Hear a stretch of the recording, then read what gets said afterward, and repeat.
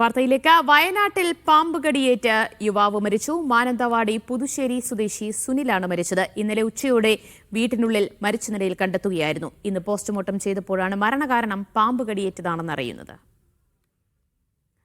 ഫൈസൽ നെടുമ്പാല വിവരങ്ങൾ നൽകും. ഫൈസൽ, ഈ പോസ്റ്റ്മോർട്ടം റിപ്പോർട്ട് വരുന്നതുവരെ പാമ്പ് കടിച്ചതാണെന്ന യാതൊരു സംശയവും ഉണ്ടായിരുന്നില്ലേ?